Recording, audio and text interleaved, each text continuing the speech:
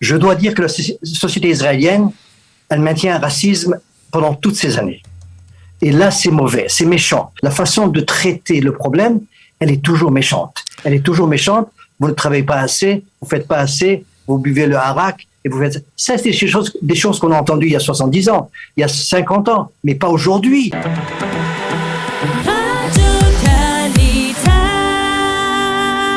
Nous avons le plaisir d'être en ligne et en Zoom avec notre ami Daniel Ben-Simon. Daniel, bonjour, Boker Tov. Bonjour Daniel Haïk. Ancien député du Parti travailliste, journaliste, éditorialiste, écrivain. Alors, bien entendu, et très au fait, bien entendu, de cet éternel débat dans la société israélienne entre séfarades et ashkénazes qui a rebondi la semaine dernière autour des déclarations de Dodi Amsellem, le député Likoud, et de la réponse de Dodi Amsellem qui a accusé la présidente de la Cour suprême d'avoir une forme de mépris ou enfin envers ce qu'il a appelé les Amsellem et les Makhlouf, et la réponse très claire et ferme de la présidente de la Cour suprême qui a rejeté catégoriquement ce type d'accusation, rappelant qu'elle avait elle-même vécu dans des camps de toile, les fameuses Mahabarot au début, et dans des camps d'étoiles dans lesquels on vivait séfarades et ashkénazes ensemble. Alors, d'abord, quelle est votre position par rapport à ce débat? Est-ce que vous trouvez comme beaucoup, et même comme Binyamin Netanyahou en particulier, que Dodi Amsellem cette fois est allé un peu trop loin dans ses critiques sur ce dossier? Non, je pense qu'il a réagi comme il faut, un peu radical, mais la vérité est dans sa main, dans ses poches, et dans sa tête, et dans ses arguments. Je dois dire, pour quelqu'un qui a vécu là-bas, il a raison de dire ce qu'il pense. Le mal est toujours là, et bien sûr que ça ne passe pas avec le temps. Et la réponse de la présidente m'a choqué, je dois dire, de sa façon d'écrire, de sa façon de considérer les séfarades, les Marocains, l'Arak qu'ils prennent, et les noms. Tu sais, vous savez, Daniel, chacun a son nom. Vous avez votre nom Haïk, on peut pas dire les Haïki, mais les Ben-Simon, et ça, en masse. Ça se fait pas. Chacun a un nom qu'il préserve et qu'il garde. Et là, cette façon de mettre les Amsellem et les Bouzaglo et tout ça, c'est honteux pour elle. C'est une honte pour la Cour suprême. Sa façon de réagir, son intervention était très mauvaise, était de mauvaise qualité et de mauvais niveau. Et je pense que c'est aujourd'hui, on voit les choses qu'elle a écrites. Et je pense qu'il faudrait un nouveau dialogue entre les députés du Likoud ou les députés qui pensent de la période des Mahabarot. C'est 70 ans après, mais c'est toujours là avec nous. Dodi Amsellem n'en est pas à sa première provocation près. Il est le reflet véritablement de cette frustration. Elle existe toujours. Vous la percevez toujours? Elle existe comme elle existait il y a 40 ans, ou alors elle a muté, on va dire, en parlant de variants? Je pensais qu'elle avait évolué, qu'elle était un peu plus faible, mais j'avais tort. C'est une période qui est toujours là. Elle est dans la mémoire des gens qui étaient dans la Mahabarot, surtout des Nord-Africains, les Marocains parmi les Nord-Africains. C'était une période tellement mauvaise qui a vraiment créé une sorte pas seulement d'image, mais de classe marocaine qui est toujours en bas. Rien n'a changé depuis. Bien sûr qu'ils ont des maisons plus belles, bien sûr qu'ils ont des postes, mais sur le plan de la statistique, sur les élites israéliennes, ils n'ont pas évolué beaucoup, ils n'ont pas beaucoup évolué, et je dirais que c'est la période des Mahabarot, avec les stéréotypes, avec le racisme, avec la façon de voir les Nord-Africains. Et Daniel, je fais comparaison avec la France, avec les Nord-Africains en France. Regardez ce qui se passe là-bas, regardez les élites françaises, regardez la participation des Nord-Africains, et vous comparez ça ici, et vous voyez que ce sont deux mondes différents, alors que moi je pense que c'est les mêmes personnes, c'est les mêmes familles, et le même niveau. Et là, on doit dire deux mondes différents, parce qu'ici, ils n'ont pas été aimés, ils ont été même détestés, ils ont été vus d'une façon tellement basse, et je crois que Amsellem, en écoutant son discours, j'ai vu vous savez, ce mal et que ça a fait.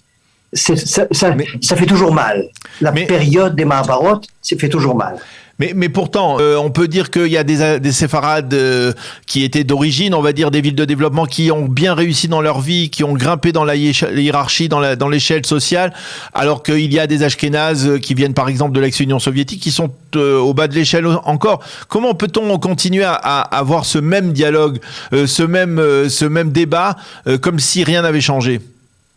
Parce que les chiffres sont restés les mêmes. Quand vous avez 70 juges, pas de la Cour suprême, des juges en Israël depuis la création de l'État, et vous avez un ou deux séfarades, ça donne tout. Et même pas seulement ça, pas seulement dans la Cour suprême, c'est dans toutes les élites israéliennes. Les Marocains, je parle des Marocains, et des Nord-Africains, ne sont pas là-bas.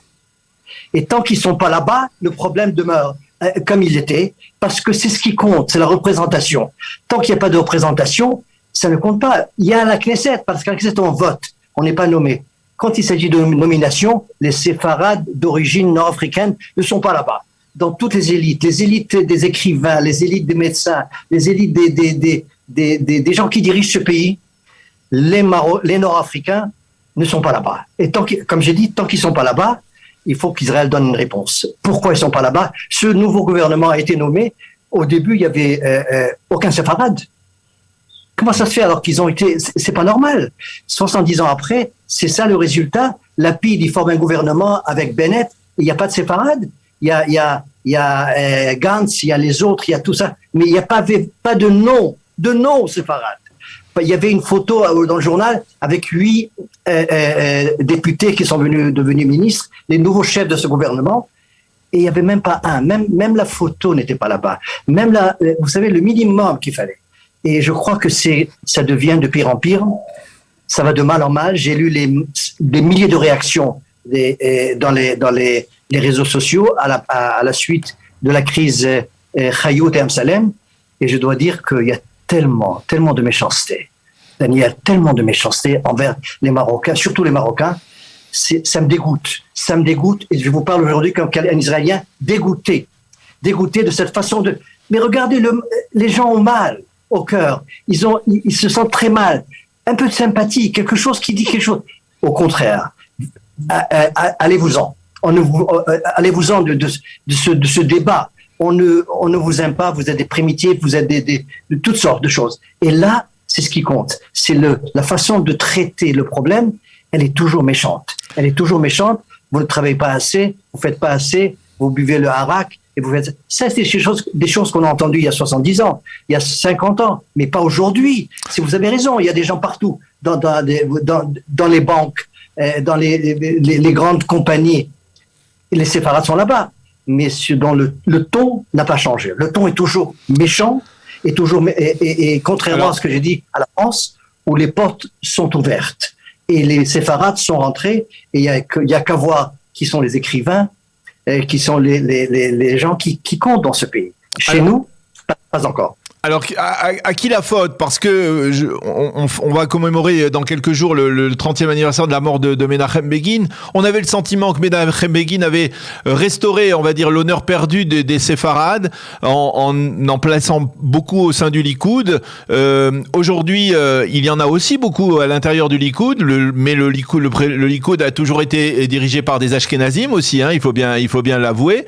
Merci de l'avoir de l'avoir appelé. Ouais. Finalement, à qui la faute? On ne parle pas des travaillistes et de ce qu'ils ont fait pendant les 30 ou 40 premières années de l'État d'Israël. Finalement, qui est responsable de cette situation et du fait que cela n'a rien changé? Rien n'a changé apparemment d'après ce que vous dites. Ce que je dis, c'est des choses... Vous savez, j'ai fait 5 ou 6 ou 7, 8 livres, je crois, sur ce problème. Je dois dire que la société israélienne, elle maintient un racisme pendant toutes ces années. Et là, c'est mauvais, c'est méchant. Faut pas dire Ben Simo, il travaille dans Haaretz, il est à la télévision, il est député. Ça suffit pas. Il faut vraiment que les séfarades, en masse, se sentent à la maison chez eux pour faire ce qu'ils veulent, pour avancer, pour promouvoir leurs enfants dans les universités et dans la Cour suprême, être juge. C'est tellement... Ça me fait mal de dire ces choses-là. Mais il y a un racisme, pas seulement caché, mais ouvert. En plein jour, dans la société israélienne, c'est une société raciste. Et à qui la faute? C'est-à-dire, sur le plan politique, La faute, c'est pas le niveau des séfarades. Daniel Haïk, je vous dis, on dit que c'est pas, ils n'ont pas le niveau, ils n'ont pas ça, ils n'ont pas le niveau, ils n'ont pas la capacité, ils n'ont pas ça. On m'a dit au journal, est-ce que c'est vous qui écrivez vos articles ou c'est quelqu'un d'autre qui vous écrit ces articles? Mais la façon même de dire ça, de poser cette question à un nouveau journaliste dans Haaretz, veut dire qu'on ne s'attend pas que quelqu'un comme moi puisse écrire des articles comme ça. Alors, quand j'ai eu le prix Sokolov, comme étant le meilleur journaliste de ce pays, ça, c'était comme un tampon, comme quoi vous êtes marocain et journaliste dans Haaretz. Et là, je vous dis, il y a cette façon de voir les choses, et je parle à vous aussi, Daniel Haïk, parce que vous êtes nord-africain, il y a quelque chose qui ne va pas. Dans la littérature israélienne, la façon de traiter les séfarades, et ça me fait mal de dire ça. Ça suffit pas. Il n'y a pas assez de... Menachem Begin, comme vous avez dit, a restauré l'honneur. Mais la question, c'est pas l'honneur, c'est la représentation, c'est les salaires, c'est la façon de vivre, c'est la qualité de vie. On les a envoyés dans des coins perdus dans ce pays, mais sortez-les de là-bas, que l'État investisse des milliards pour prendre ces gens, ces familles des Mabarot et les restaurer, pour restaurer leur façon de vivre, pour restaurer aussi leur possibilité de devenir quelque chose. Et là, on fait pas assez. On fait pas assez. C'est un pays avec un capitalisme acharné. Ce capitalisme touche et heurte surtout les Nord-Africains parce qu'ils n'ont pas la capacité de jouer avec l'argent. Et c'est pas ils sont pas venus avec ça du Maroc, ni d'Algérie, ni de Tunisie. Et je pense que il faudrait une révision totale sur le statut des Nord-Africains. Sinon, ça ira de plus en plus mal. Parce que cette nouvelle jeunesse israélienne, elle est toute ashkénaze. Elle est dans les ordinateurs, elle est dans les choses qui comptent, qui poussent ces gens à devenir des dirigeants de ce pays. Et je crois qu'il faudrait faire un effort. Parce que vous voyez les statistiques dans les écoles et dans l'éducation, en bas sont les séfarades, en haut sont les ashkénazes. Il faut dire la vérité pour essayer de réparer le problème. C'est quand même un peu étonnant de vous entendre parler comme ça parce que on avait quand même le sentiment qu'il y avait quelque chose qui s'était amélioré, on va dire, depuis l'arrivée de la droite au pouvoir, depuis les 20-30 dernières années, que les choses avaient changé. Et là, vous êtes en train de nous faire un constat d'échec. Qu'est-ce que vous pensez, Daniel? Vous, je vous pose une question de journaliste en journaliste. Est-ce que vous pensez que ça a été réparé? Mais écoutez, chacun... Non, dites les choses comme elles sont. Est-ce que vous pensez que la situation des séfarades, elle a changé, elle est beaucoup meilleure qu'elle était, relativement parlant, oui. Est-ce que la Cour suprême, dans les élites israéliennes... Le constat entre nous, puisqu'on discute entre nous, eh bien le constat c'est qu'effectivement dans les pouvoirs non élus, ce que l'on appelle les pouvoirs non élus, effectivement il y a un problème il y a un manque de représentation du monde séfarade. Mais dans la vie de l'ensemble de la société israélienne, eh bien les Sfardim ont atteint certains sommets qui ne sont pas négligeables aussi. Mais ils pouvaient atteindre plus, c'est ce que je dis. Mais parce que ils ont atteint, bien sûr. Mais ça suffit pas qu'il y ait dans Haaretz presque aucun journaliste séfarade, c'est pas normal. Dans les télévisions, dans les chaînes de trucs, ça suffit pas qu'ils soient des clowns dans la télévision qui fassent rire les gens le vendredi soir. C'est d'être des intellectuels et des écrivains. Vous savez, des scientifiques, ça suffit pas. Mais c'est ce qui compte. Il y en a aussi, on peut les... Pas assez. Et c'est ce que je dis. Et le conflit entre Chayout et Amsalem a poussé le rideau. Et on voit la photo. Sa lettre, elle était tellement déprimante, la lettre de Chayout. Elle était tellement primitive. Elle était tellement sans niveau. Qu'est-ce que c'est ça, le harak, qui prend le harak? Moi aussi, j'ai fait ça. Et jeter tous les noms ensemble, les Amsalemim. Mais c'est pas normal. Ça se fait pas, ces choses-là. De mettre les noms comme des grossistes. C'est vraiment, comme a dit la Zelda, poète israélienne, l'école Ishi Shem, Shenatnu lo Horav, Shenatan lo Elohim. Est-ce que vous pouvez traduire cette phrase? Oui. Chaque homme a un nom que ses parents lui ont donné, que le Dieu lui a donné. C'est-à-dire l'importance du nom. C'est ça. Et on ne met pas les choses dans un panier. Alors, et surtout, le ton de la lettre était tellement méchant, était tellement... il regardait Amsalem comme... Il avait raison, sa façon de dire « Je sais que tu me détestes ou tu m'as aimé, et il faudrait changer le ton. » ce gouvernement qui est totalement ashkénaze, ça suffit pas. C'est pas 75 ans après trouver. Et moi, je dis ça comme étant député travailliste. Le Parti travailliste n'a pas été voté par les séfarades.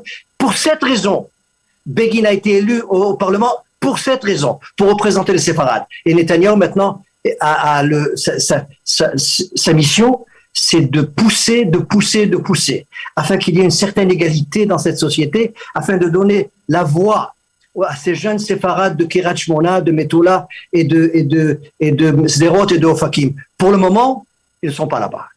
Ils n'ont aucune chance de jouer un rôle dans la société israélienne. Aucune chance. Eh bien, on a bien compris votre colère et je suppose que certains de nos auditeurs seront même surpris d'entendre que vous voulez, d'une certaine manière, que Binyamin Netanyahou soit le porte-étendard de ce combat à nouveau renouvelé pour l'identité séfarade et sa place dans la réalité israélienne. Merci beaucoup, Daniel Ben-Simon, d'avoir accepté de répondre à nos questions ce matin. Bonne journée, à bientôt. Allez, merci beaucoup, au revoir.